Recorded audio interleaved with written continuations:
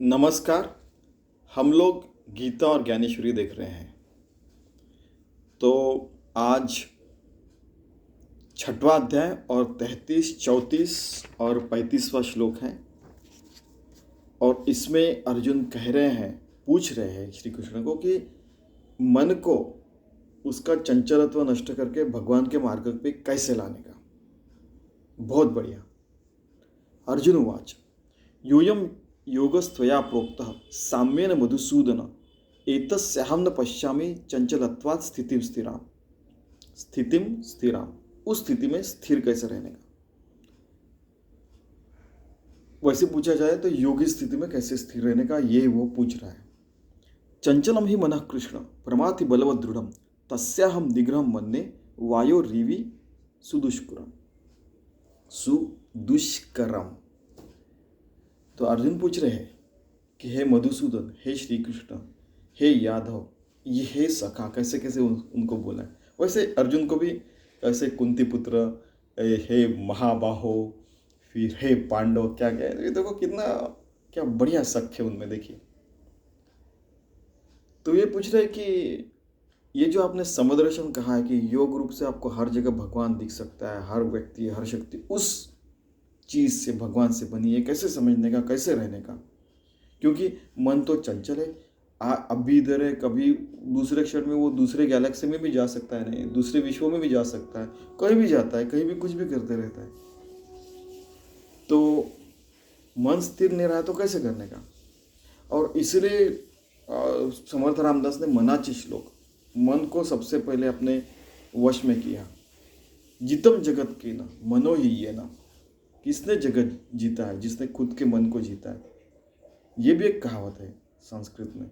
और समर्थ रामदास ने फिर उसी के ऊपर फिर मनाचे श्लोक लिखे, मन के श्लोक, कैसे मन को अपने मार्ग पे लाने का। और फिर उस मन को अच्छे, अपने स्वभाव का अच्छा करना, मन को अच्छे गुणों से युक्त करके अपने मार्ग में कैसे रखने का, इधर का मार्ग से इधर पे मार्ग पे लाने का।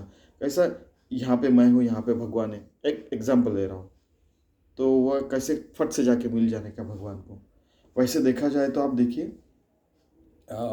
हनुमान जी की साधना, देह बुद्धिया तो दासम जीव बुद्धिया तो दंश आत्मबुद्धिया तुम्हें वह। कि देह बुद्धि से भगवान मैं आपका दास हूँ, जीव बुद्धि से मैं आपका अंश हूँ। छोटा सा जीव, ये परमात्मा छोटा जो इतना बड़ा है, छोटा सा जीव ये बड़े परमात्मा से एक रूप हो सकता है, लेकिन उसका वो अंश है। फिर जब मैं एक रूप हो जाता है परमात्मा से, आत्मबुद्धियात्म हूँ, कि मैं आत्मा से परमात्मा स्वरूप में मैं आपसे एक रूप हूँ। ये उनकी साधना। फिर भी इतना सब जानने के बाद भी वो अखंड राम नाम लेते, अखंड आनंद में रहते, और कितने लोगों को दर्शन देते, देखिए आप। ठीक है। तो ये मन तो बहुत कठिन कठिन है बोल रहे हैं अर्जुन, तो कैसे करने का। बाद में बोल रहे हैं कि मन अत्यंत चंचल है, उसको पकड़ना बहुत कठिन है। देह अब जैसे अपना अपना हाथ है, उसको पकड़ लिया तो रुक जाएगा, लेकिन मन को कैसे पकड़ने का। वो तो बहुत क्षोभक है। कभी कभी प्रक्षोभक व्यक्ति हो किसी का तो अपने शोभायमान हो जाता है, और वो ऐसा क्या तूने मेरे को ऐसे कहा, फिर मैं ऐसे बोलूंगा। वो जो है शोभक, बलयुक्त, तो इतना बलयुक्त है कि कई बार ऐसे होता है। आपको तो पता है बुद्धिवादी लोग क्या बोलते हैं, मन इधर जा रहा है तो बुद्धि इधर जा रही है। तो कभी बलयुक्त से खुद सबको, अपने मन को, पूरा बॉडी को उधर लेके जाता है। अरे रसगुल्ला, चलो भागो, और जाके वो रसगुल्ला खा लेते हैं। जैसे बच्चों की एक आदत बता रहा हूँ आपको, बलयुक्त। बड़े लोगों के और कुछ होते होंगे। ठीक है। वर्णविनाश कठिन, और ये ना, ये मराठी में उसको वर्णविनाश कठिन है, उसको मोड़ना बहुत अशक्य है। ठीक है। एक देखिए कि इधर जा रहा तो इधर कैसे लेके जाना का। जैसे बचपन में पढ़ाई करते से वो बच्चे खेल रहे हो, नहीं मैं भी खेलने जाऊंगा, ऐसे लगता है। वैसे नहीं, फिर वो उसको पकड़ के लाना पड़ता है। नहीं, कल कल परीक्षा फिर पढ़ता है बड़ी मुश्किलता से। वैसा ये कह रहे हैं अर्जुन। तो बचपन से अगर आदत लगाई तो मन उस मार्ग पे आ सकता है। ये भी बार बार वो हर शब्दों में का ये अर्थ निकल रहा है। और उसका निग्रह करना बहुत अशक्य प्राय लग रहा है, ऐसे अर्जुन कह रहे हैं, लेकिन कर सकते।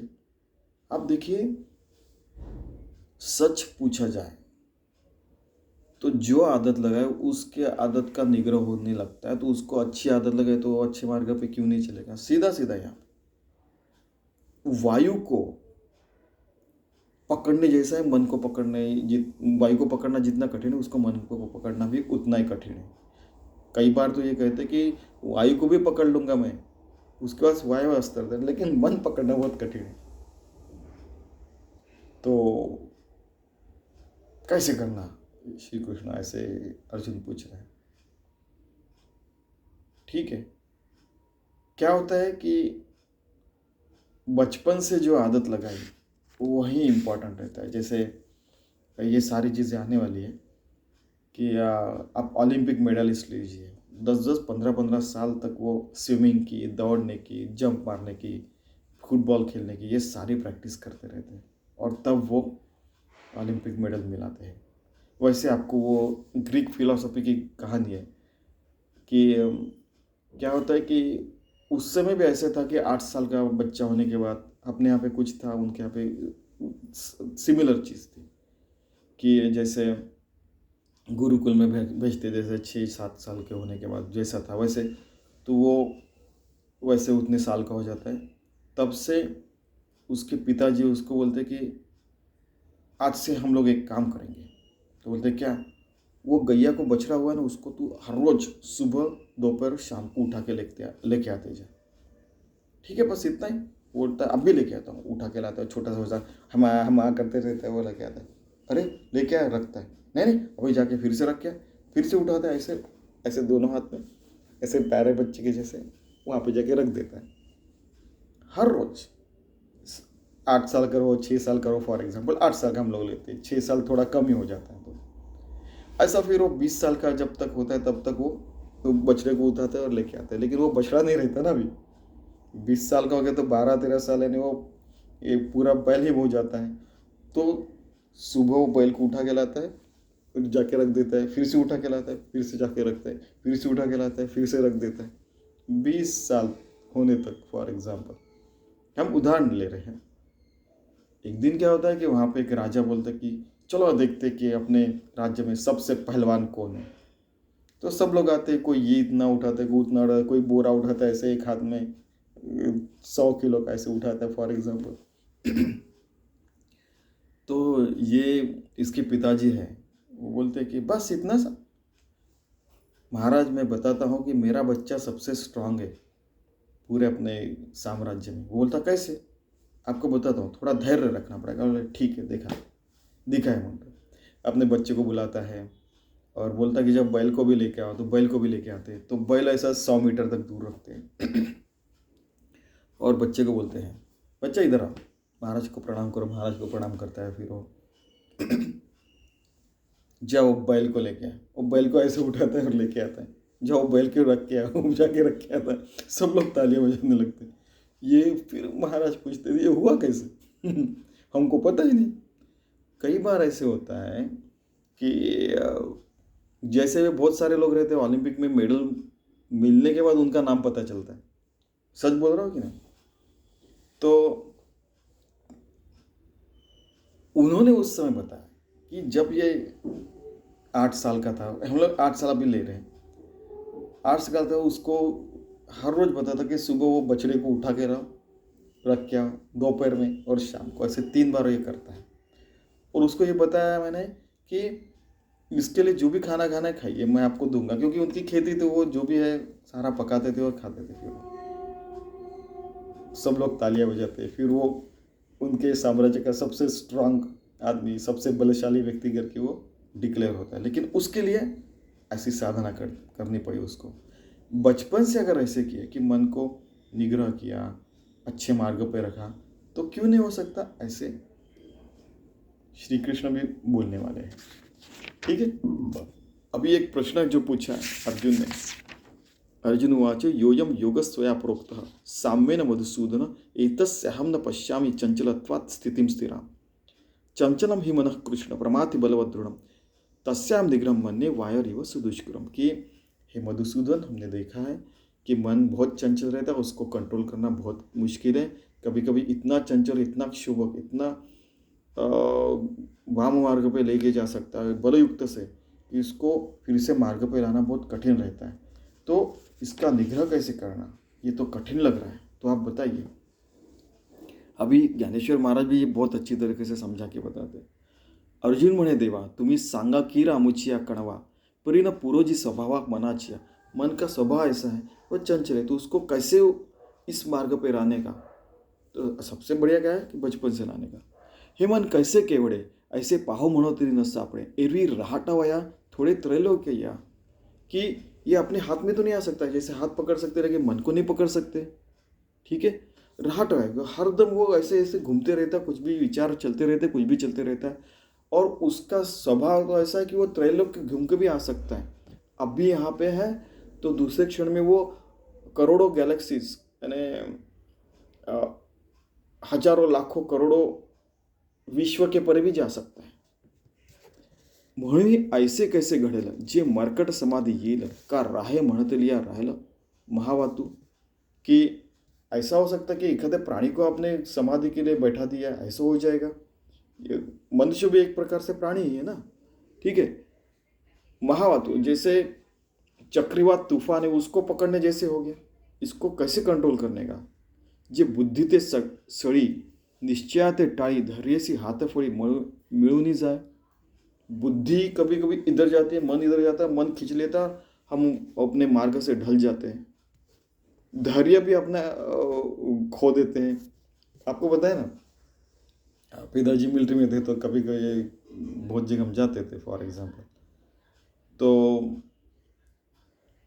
कभी कभी क्या होता है कि जैसे ब्लैक कैट कमांडो जैसे रहते हैं, उनको कैसे ट्रेनिंग दिया जाता है। देखिए, एक एग्जांपल बता रहा हूँ कि एक आदमी खड़ा है, उसको बोला गया कि आप 1 घंटा ऐसे कड़क खड़े रहो, हिलने का नहीं।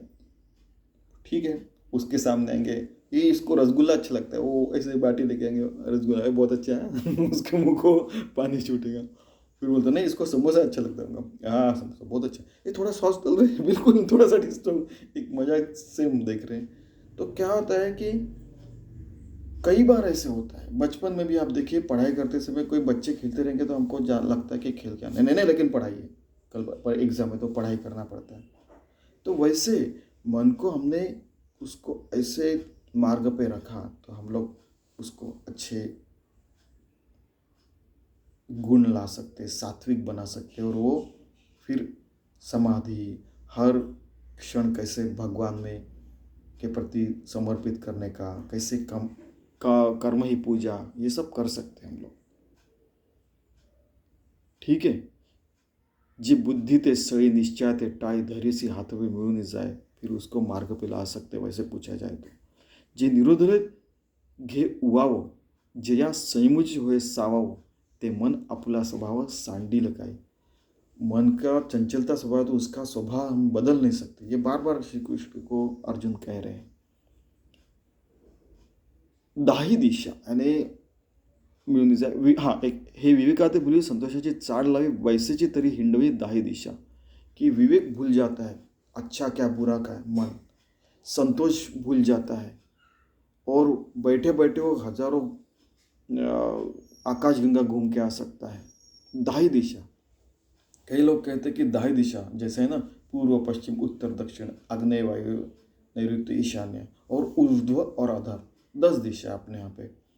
तो कई लोग कहते हैं कि 10 डायमेंशन रहते हैं, कि जैसे x axis, y axis, z axis और समय के समय, ये 4 डायमेंशन हो गए। तो ऐसे 10 डायमेंशन थे पहले, और वो 10 डायमेंशन इन्फाइनाइट डायमेंशन के परे भगवान है।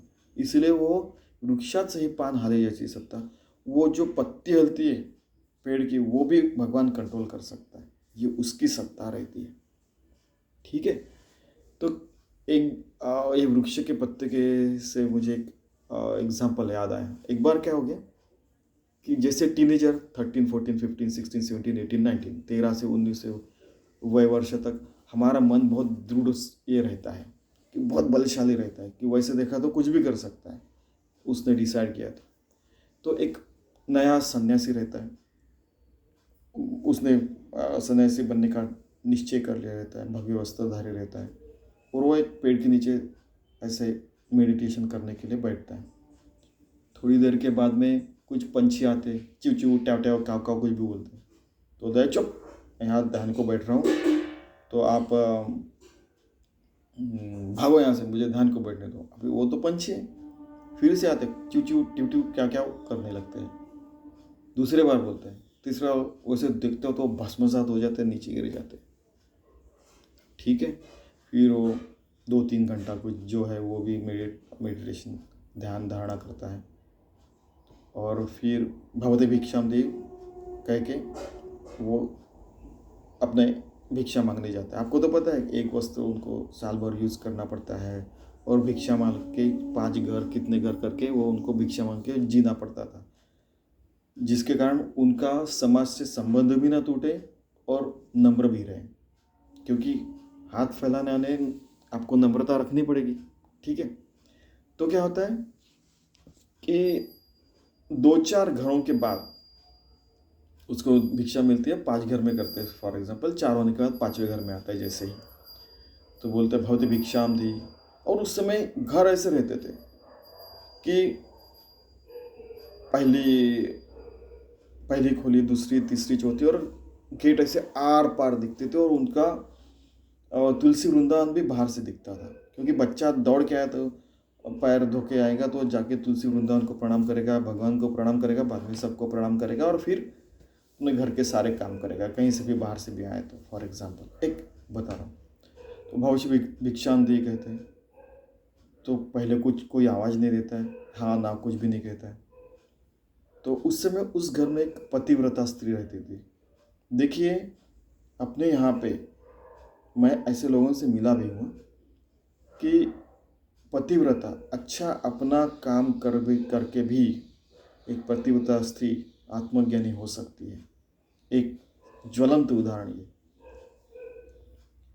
कि पहले वाला कहते हैं भवती भिक्षाम, दूसरा भवती भिक्षाम दे जोर से कहते हैं, तो बोलते हैं सन्यासी जी रुकिए थोड़ा, मैं पति की सेवा कर रही हूँ, इनको बीमार है, उनको चलना वगैरह नहीं आता है।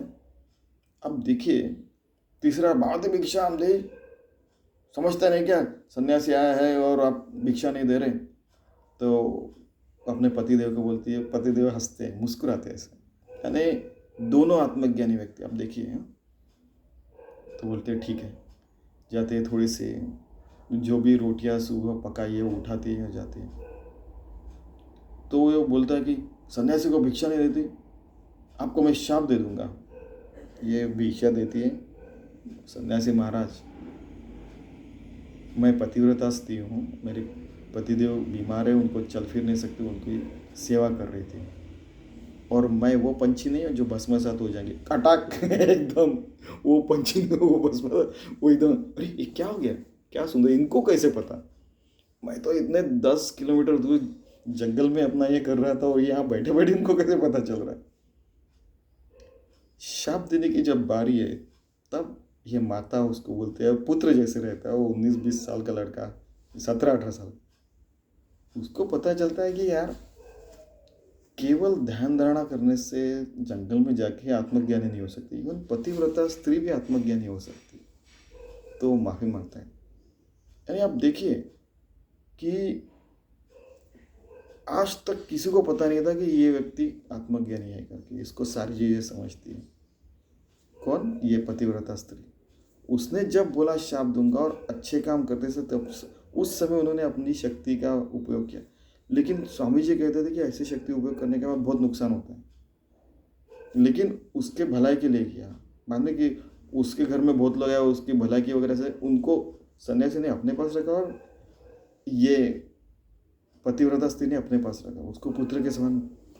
सन्यासी महाराज मैं वो पंछी नहीं हूँ जो भस्मासात था, उसको यानी पता चल जाता है, उस शब्द से कहा, इंडिकेशन दिया। ये सारी चीज़ें बिजनेस के लिए नहीं है, आत्मज्ञान दिलाने के लिए, ये पता चलता है दोनों के संवाद से। ठीक है, कि आपुला स्वभाव सांडीलकाई, कि संयम रखने का, अपना स्वभाव अच्छा ही रखने का, जिससे सबका खुद का और सबका भला हम लोग हार्मलेस क्रिएचर होने चाहिए, इतना याद रखना। तो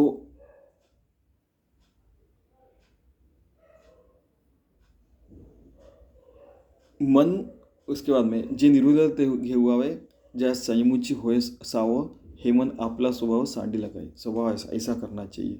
म्हणून मन एक निश्चय राहिलं, मग आम्हाशी साम्य येईल, हे विशेषही न घडेला यायला लागे. सो साम्य हो नहीं सकता, ऐसे श्री अर्जुन कह रहे हैं. श्री कृष्ण कह रहे असंशय महाभाव मनो दुर्निग्रहम चलम, अभ्यास नहीं तो कोणत्या वैराग्य घेण्याची गोळी येते. कि असंशय महाभाव, महाभाव श्री अर्जुन है, बड़े जिसके विशाल हाथ हैं और जो महाभाव में स्ट्रांग हाथ है. बनो दुर्निग्रहम चलम, बहुत निग्रह करने के हम लोग काबिल नहीं और चंचल भी है, ऐसा आपको लगता है श्री कृष्ण, लेकिन हो सकता है. अभ्यास नहीं तो कोणत्या वैराग्य घेण्याची गोळी येते. अभ्यास करके और वैराग्य रख के ये हम कर सकते हैं. ठीक है, फिर से देख रहे हैं हम लोग. तो कृष्ण म्हणती साचेची बोलत हासी ते तैसेची, या मनाची किरे चपळाची स्वभाव, उसका स्वभाव चपळ राहणार. फिर भी परी वैराग्याचे नाही आधारे, जरी लाविले अभ्यासाची मोहरे, तरी केतुलेनी एके अवसरे स्थिर. मोहरा, हम लोग इधर, हमारा मोहरा है, हम लोग इधर जा रहे, उसको मुड़ा के ऐसे कैनल में, जैसे गंगा ऐसे बह रही, तो उसको एक कैनल निकाल के, कालवा निकाल के, ऐसे निकाल के गंगा कैनल करके हम लोग इधर ला सकते. पूरी गंगा भी इस मार्ग पे ला सकते. हमारी जो मन के गंगा उधर जा रहे, उसको गंगा अपने मार्ग से बराबर जा रही, वैसे हम भी अपने मार्ग से जाके समुद्र से मिलना चाहिए स्ट्रेट. काजे या मना से एक निके, जे हे देखिले गुडीच्या ठास होके, म्हणून अनुभव सुखाची कौतिके दावित जायचे. उसको ये अच्छा अनुभव दिया करो, तो क्या होगा कि उसको जैसे ही गोली लगती है, जैसे उसको ये मार्ग प्यारा लगने लगता है, तो अपने आप इस मार्ग पे आने लगेगा, स्ट्रेट भगवान से मिलने का. देखो मैं यहाँ पे, भगवान यहाँ पे, मैं भगवान से जाके डायरेक्ट मिल रहा हूँ, इसमें क्या कठिनता है, बहुत आसान है. अगर आप बीच में मन लाओगे, बीच में ये लाओगे, बीच में वो लाओगे, ऐसा ही करना है, वैसे करना, ऐसा है वैसा है, गया. बहुत बार क्या होता है कि वो जो कृतियां रहती है, कुछ तो भी करना, कुछ तो भी, इसी को इम्पोर्टेंस दिया जाता है. अरे बाबा, बैठे बैठे भी आप मन भगवान से एक ग्रुप कर सकते हैं. दौड़ते समय, गाड़ी चलाते समय, स्कूटर चलाते समय, साइकिल चलाते समय, खाना पकाते समय, जैसे वो सुगृहिणी का है, या जनक राजा राज्य चलाते समय भी आप भगवान से एक ग्रुप रह सकते. सरकारी नौकरी करते समय भी अच्छा काम किया तो भी हो सकते, बिन सरकारी नौकरी भी करते समय हो सकता है. गरीब रहो, अमीर रहो, फिर भी हो सकता है. आप देखिए, अंग्रेजी में बताते समय मैंने ये उदाहरण बताया था कि कई बार ऐसे हो सकता है कि गरीब आदमी को आत्मज्ञान हो सकता है, लेकिन अमीर आदमी को नहीं, क्योंकि कई बार अत्याचार करके उसने पैसे कमाए रहते. ऐसे कई जगह लिखा हुआ है. देखिए, अगर आप ईमानदारी से पैसे कमाओगे तो ये आसान हो सकता है. गरीब आदमी को पता है कि आज खाना मिला, कल मिलेगा कि नहीं पता नहीं, लेकिन जो भी दिया भगवान की कृपा है. वो कोरोना पैंडेमिक के समय, महामारी के समय हमने देखा कि गरीब नहीं, अमीर नहीं, बड़ा नहीं, छोटा नहीं, किसी को कुछ भी हो सकता है. एक दिन खाना मिलेगा, दूसरे दिन मिलेगा भी नहीं, देखा होगा आपने. तो ये हमें समझ के रहना चाहिए कि मन को अच्छे मार्ग पर रखने का. हम अच्छे मार्ग से रहेंगे तो बच्चे, बड़े, बूढ़े सब लोग भी अच्छे मार्ग पर रहेंगे, तो ये दुनिया में तो राम राज्य आ ही जाएगा. और स्वानंद बोध पाठन, आनंदवन भुवन, यूटोपिया, ये सारा हो सकता है. हम लोग सतत विकास लक्ष्य भी प्राप्त कर सकते हैं. और ये जो यहाँ पे करेंगे वही चंद्रमंगल, कहीं भी जाएंगे वहाँ पे भी यही करने वाले. तो क्यों ना हम अभी से अच्छे मार्ग पे रहें. हमारे मन को, एक व्यक्ति का मन, फैमिली, अपने कुटुंब का मन, फैमिली का मन, समाज का मन, पूरे दुनिया का मन ऐसे हो गया शुद्ध स्वरूप, तो ये क्यों नहीं हो सकता. स्वामी जी ने सिर्फ एक बार कहा था कि अगर ऐसे शुद्ध मन से सारे राज्य भी चलते हैं, यथा राजा तथा प्रजा, आपको बताएं, तो जैसा राजा है वैसी प्रजा भी रहेंगी, जैसी प्रजा रहेंगे वैसे राजा भी रहेंगे. तो ऐसा रहा तो इस दुनिया में तो स्वर्ग समान ही हो जाएगा। उस समय मैंने पहली बार सुना था कि ज्ञानेश्वर महाराज स्वानंद बोध पाठन कहते थे करके, मुझे पता नहीं था उस समय। आनंद भुवन मन भुवन तो सबको पता है कि उसके नाम से रामदास स्वामी ने एक काव्य भी रचा है। और यूटोपिया सबको पता है, यूटोपिया अंग्रेजी का हरदम पढ़ते हैं कि एवरीथिंग परफेक्ट, सब कुछ परफेक्ट, जगह की वस्तु जगह पे, सबका काम समय का काम समय पे, ये सारी चीज़ें। और अभी तो ज़माना ऐसे आ गया है कि इतने सारे युद्ध, इतना सब कुछ चल रहा है कि पता चलता है कि आइडियल लाइफ ही असली लाइफ है। ईमानदारी से सारे आइडियल लाइफ है ना कि डिसिप्लिन, तंतोतंत ऐसे ऐसे जगना चाहिए वाले जो लाइफ है वही परफेक्ट है। ठीक है कि नहीं तो क्या क्या होगा कि सतत विकास तो लक्ष्य तो छोड़ दीजिए, पूरी मानवजात नष्ट होने की भी महामारी वगैरह जैसे आ गई तो हो सकता है। ठीक है, इसीलिए मन को कंट्रोल करना, रामदास स्वामी तो मन के ऊपर श्लोक लिखे मैंने बताया। तो मन को कंट्रोल करना बचपन से अगर सिखाया जाए तो सारा समाज, सारे हर व्यक्ति, शक्ति सब अच्छे मार्ग पे रह सकते हैं और आत्मज्ञान भी मिला सकते हैं। और मुक्ति, कैवल्य प्राप्ति हर व्यक्ति का अधिकार है। वैसे देखा जाए तो अच्छे मार्ग पे रहना ही हर व्यक्ति का अधिकार है। सच पूछा जाए तो सारे नियमों से, अच्छे नियमों से, मानवता से रहेंगे तो मन को वही धारणा हो जाती है, वही उसका निग्रह हो जाता है और वो ऑटोमेटिक होने लगता है। फिर हमें कुछ प्रयास करके कुछ मिला ना, ऐसे नहीं, वो ऑटोमेटिक अच्छे मार्ग पर है तो आत्मज्ञान है ही है, सबका भला है ही है कि नहीं। तो उस तरीके से हम लोग जीने का प्रयास करते हैं। ठीक है, और हमारे परमार्थ मार्ग पे चलते हैं, आत्मज्ञान मिलाते हैं, योगी भक्त होने का प्रयास करते हैं। ठीक है, धन्यवाद।